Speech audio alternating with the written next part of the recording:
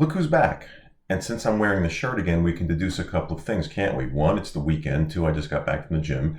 And three, it's time for a follow-up video. Maybe the three is a bit of a stretch, since I'm already on the video, but off we go.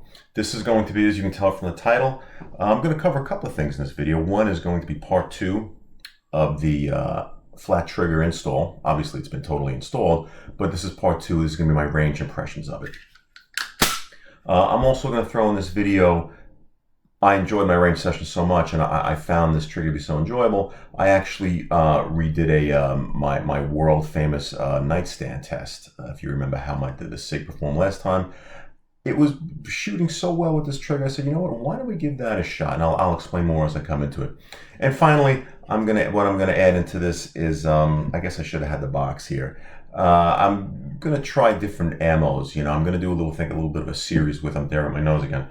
I'm going to do a little bit of a series with that, the 360 with different Magnum ammo in it. As I said, I was carrying the Golden Sabres, Remington Golden Sabres, which, you know, although Paul Harrell was getting 1,200 feet per second out of them, by all accounts, that's kind of on the softer end of 357 carry ammo. I tried a few other ones. I put that footage on there too. Maybe without the benefit of a chronograph. I don't know how exciting that series is going to be, but at least I'm going to maybe run through all the 357 ammo options that are in my local gun shop that are available there. And at least I can give subjective opinions of the recoil and impulse and how it is to shoot and how accurate it is out of that little gun. But we're not here to talk about that gun. We're here to talk about this gun. And more specifically, we're here to talk about this little guy right here. This, if I can get in the hole. This little guy right here. How did I do with it? Well, I loved it. I like flat triggers. I mentioned in my previous video the one thing I didn't like, or one of a few things I didn't like about this gun, was that it had that curved trigger, and the shield I got rid of had that apex trigger in it, which I love. I think flat triggers are the way to go. I love them on semi-autos. I wish they could have flat. Do they have revolvers with flat triggers? And if they don't, why don't they? Is there some reason any geniuses out there can tell me why you can't just make a flat trigger on a revolver? But I took this to the range. It shot very well. And I guess I don't want to ramble. Well, I'm going to go right into the first video here, which is going to be, this is probably the first, my first shots out of it. I think I set up at the 15-yard line, which is on the outer end of what I like to shoot with a gun this size. But I wanted to see how it behaved at 15 yards, because from point and shoot distances, you could have anything in there. You know, you could have a paperclip for a trigger. I want to see, you know, I don't want to go 25 yards because you know my theories on that. 15 yards is a good middle ground. I want to see what kind of accuracy I can get out of it, what kind of, you know, I like to shoot at a certain pace. So this first video is going to show, I think might be my first my first magazine through this gun at 15 yards. Let's take a look.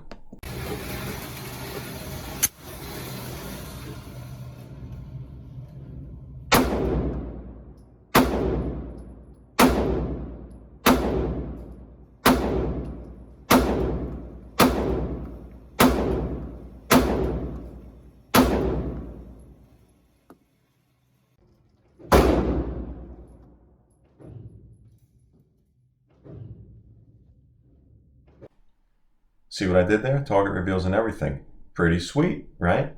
But seriously, the gun shot very well. The flat trigger was everything I'd hoped for. I even brought the target back. I think I was holding it. I hang it this way at this range because the busted clips they had, I had a more busted clip than usual. And it was barely holding on, didn't get enough meat here. And I lose enough targets downrange. It's such a pain in my ass trying to film these videos at a public range like that. So I hung it upside down. I think this is how it came off the stand, the hook. You know, 15 yards, perfectly acceptable. I was firing slow. For me, I was firing slow because I really wanted to see what I was going to get out of this. And this is what I got. Liked it. And it went on. I took a lot of videos I was shooting, and how many times you need to see me at that same angle shooting. Suffice it to say, I was really enjoying this, so much so that I started to get a little saucy. I started to play around a little bit. As you'll see here, I started to get into nightstand again. I wanted to revisit the nightstand because it was feeling really good and really quick and really accurate. And I just started dumping a couple of 6-round shots at targets that I had full of holes. And I'll show you. I'll cut to them now, and I'll explain where that brought my line of thinking after this.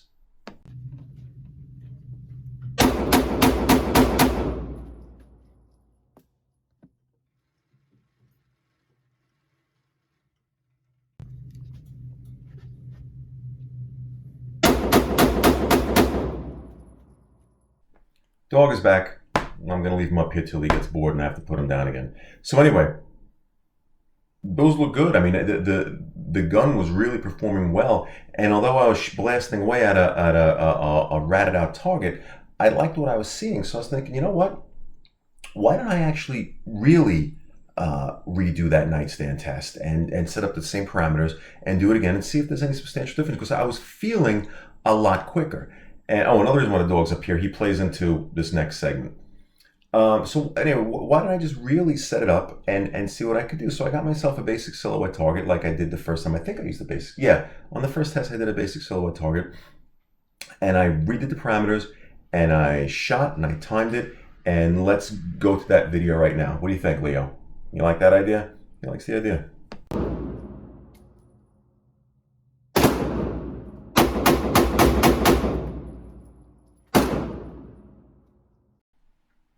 And I'm going to take the suspense out of it. That was 1.44 seconds for 6 rounds.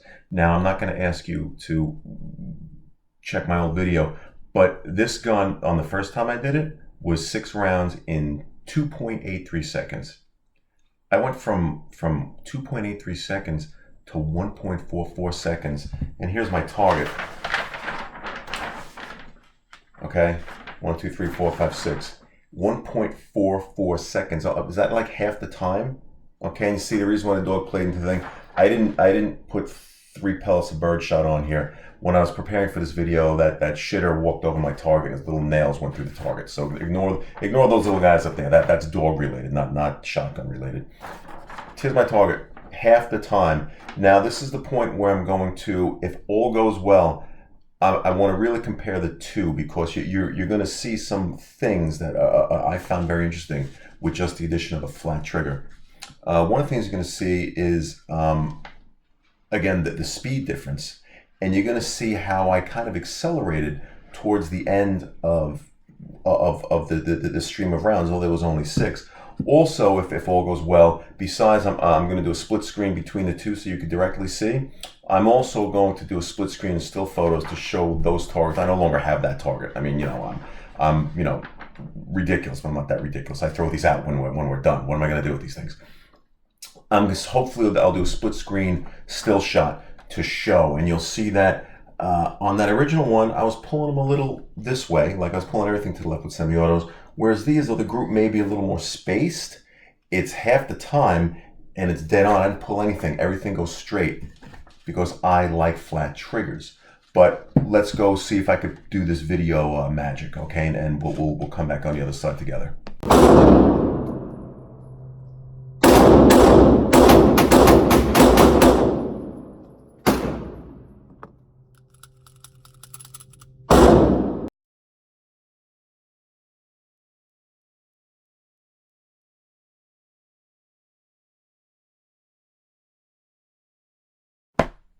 Okay, now if all went well, you saw the videos, you saw the still photos. I don't think we need to belabor the point.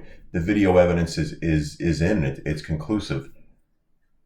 This gun was twice as fast and just as accurate, for my money a little more accurate, with this trigger installed as opposed to the stock curve trigger. And I say stock curve trigger because that's what it came with. This is a stock part, remember, on the install. I ordered this from Sig Sauer. This is a stock part. So with performance like that, just from replacing one little part, I mean, you could say, holy shit, why, obviously the XL ships with a flat trigger. Why are they what the hell? Why wasn't this in there from the beginning? What is Sig thinking? I don't know. Look, I'm not prepared to say that all of that was just because of the addition of a flat trigger, even with my obvious preference for it. I mean, even I didn't expect results like that. So why did I double my time and not sacrifice any accuracy whatsoever? Why the increase in performance? Well, one, you can't deny the fact. I prefer these triggers.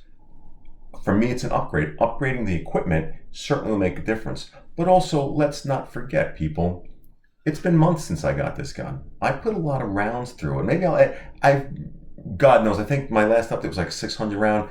I gotta be close to 800 rounds, 900 rounds through this now. I'm losing track. I should actually kind of keep track.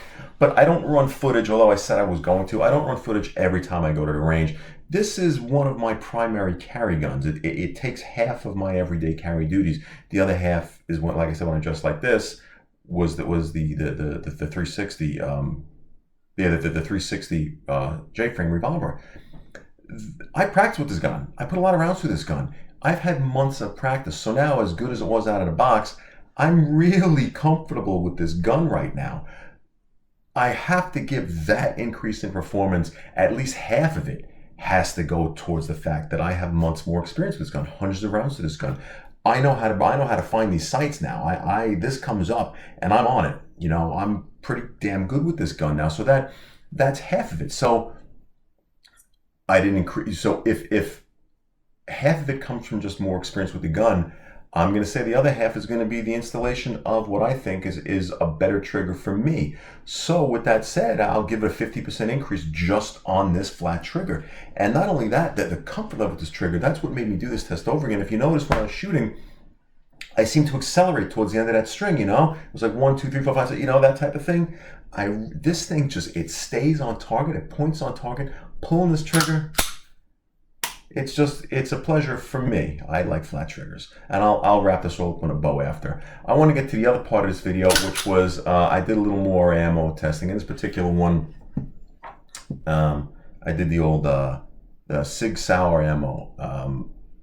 This is the M17 NATO ammo that they call it, and I really expected it to be a full metal jacket round, but it is a hollow point, even though it's a NATO round, whatever that means. It's supposed to be a little hot, and I figured let me just, you know, see what it's all about. And I'm going to cut some footage now of what the M17 ammo ran through this gun. Everything you've seen up to this point has been my NYPD specials, the Speer Gold Dot, 124 grain, plus P, semi-jacketed hollow point. Right? Yeah, semi-jacketed hollow point. That I'm losing my mind. That's what I've been running. These next videos, I'll finish up on these next videos and then I'll put a bow on it. This is just some things you're going to see of what the M17 was through this gun. I will say, although 9mm for me is a non-recoiling round, there was a little more of a recoil impulse on these. Maybe they were hotter. Again, without the benefit of a chronograph, I have no fucking idea. But they felt a little hotter. I felt a little more recoil on a round that really I don't think recoils much anyway. So let's go to some videos. I don't know what I'm going to do first. Maybe I'll just do the, you know what? Let's just run one of the, I think my first magazine of the M17s, because I should also test for accuracy. I know where the Speer Gold Dots hit. You have no idea if these rounds, although they're the same bullet weight, if they are substantially faster, maybe they're going to hit in a different spot. Here's my first, maybe my first magazine through of the M17s. Let's take a look.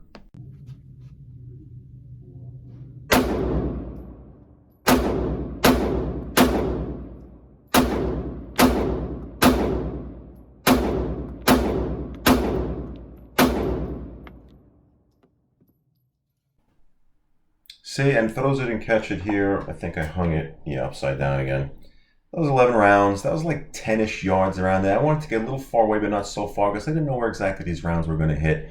But again, very acceptable. And what I was seeing, they're almost, you know, I didn't notice anything perceptibly different as far as where they're hitting, as opposed to the Speer Gold Dots. I was shooting kind of slow there again for me, because I wanted to test out this new ammo. And see, when it felt hotter. If you want to review that first shot, you see kind of it actually gave me a little pushback. I wasn't expecting that because I don't think 9mm kicks.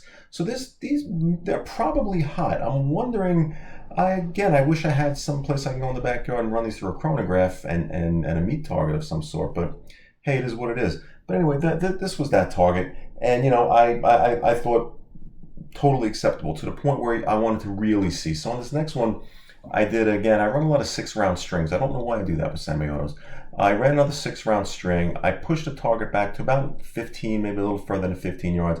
I really wanted to see how I could hit with these things and what they were really going to do. So here's that, you know, one more quick video on this one, and see what you think.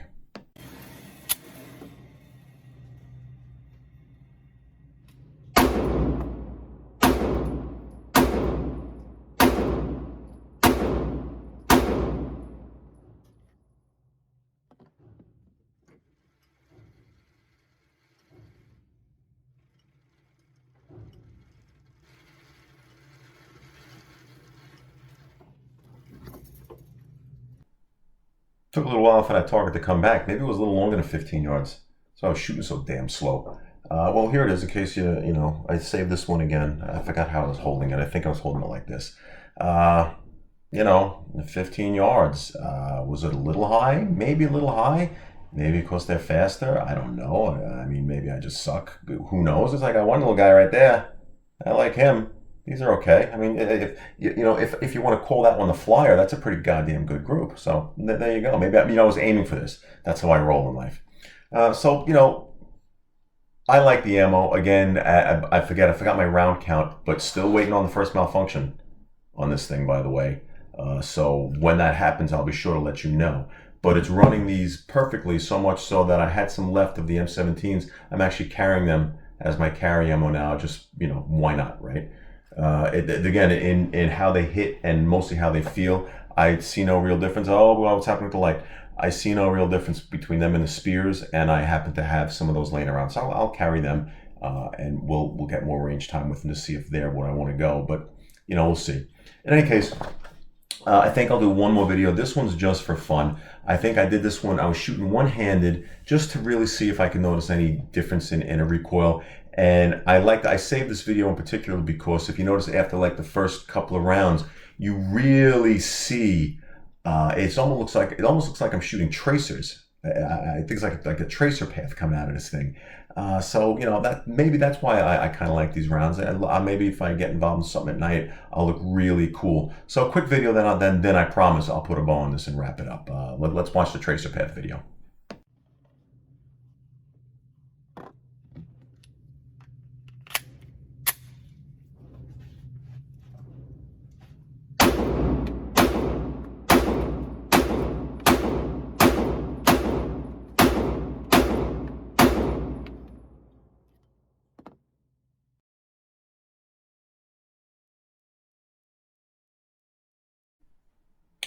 And I don't know why I showed the box at the beginning of that thing. I guess I should have did that at first. It only dawned on me then.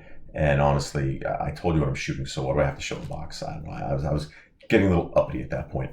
And again, if things worked out, maybe maybe I'll try and do a still shot of get the best tracer path and see what that is. Maybe I'll use that as a profile picture or something.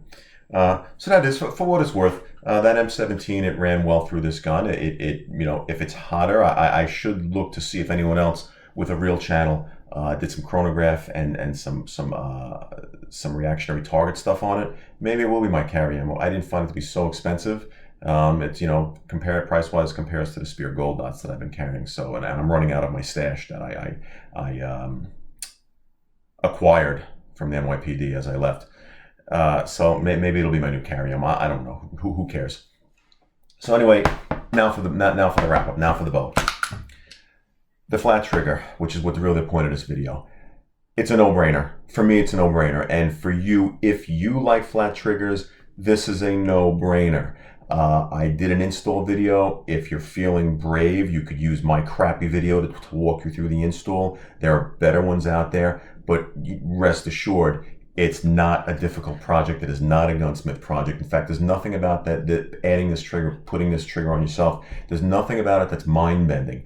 The only thing that I would caution is that once you take this trigger group out, everything is interconnected. You can't just go to that side and drop that, you'll swap it out. You have to take the whole fucking thing apart in order and put the whole fucking thing back together in order. And certain pieces have to fit in certain ways.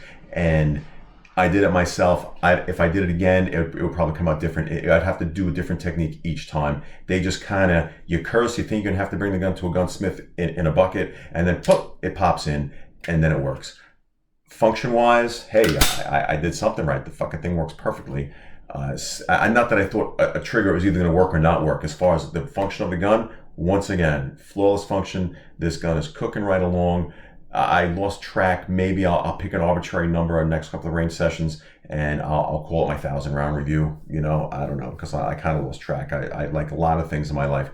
I think I'm going to, follow a certain schedule, and then that's the way it goes. But again, waiting on my first malfunction on this gun. Works perfectly. This thing, I hope I don't turn the screen yellow again. This thing is what it is. No difference. I guess at this point, I'm married to the idea that this gun works so perfectly and shoots so well. I am not sending it to anybody to do a goddamn thing. It works great. And oh, with the install video, remember it came with a different spring, that little like scissor spring, and I put it in because they had it, even though the pin that came with this did not fit the fucking gun. The spring I put in, no problems, works good. And I haven't noticed, if we're going to talk about the trigger, I haven't noticed any, it doesn't feel lighter other than the fact that a flat trigger might give you more leverage, so you might perceive it to be lighter.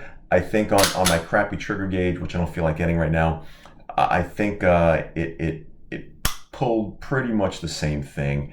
It just feels better. And that's why I wanted it as soon as it came out. I generally, Sig sends me emails all the time and I generally ignore them. This one, when I saw it, I was like, hey, I'm going to buy that. Why not? And I'm glad I did. It makes a great gun even better.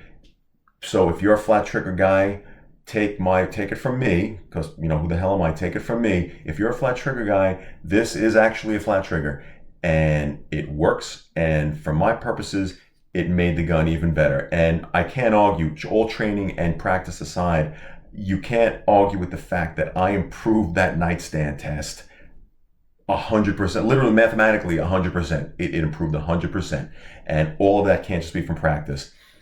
It's because I like them, and this is a good one on a good gun. So jump in. The water's fine if you're thinking of doing it. If you like the curved trigger, you know, that's you do you, and I'll do me. Okay, next video. I don't know what it's going to be. Yes, I can't preview it. I'm just going to surprise the shit out of all of you. Until then, enjoy whatever day this is for you, and signing off.